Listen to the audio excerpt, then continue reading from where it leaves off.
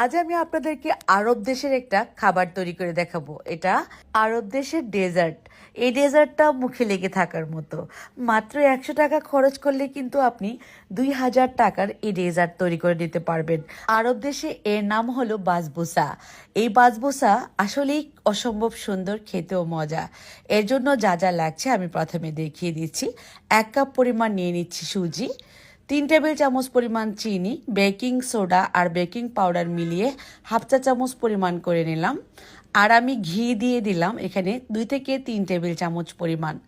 সবগুলো উপকরণ একসঙ্গে হাত দিয়ে খুব ভালোভাবে 2 মিনিট সময় নিয়ে মিশিয়ে নিলাম। মিশানোর পর আমি একটা ডিম দিয়ে দিচ্ছি।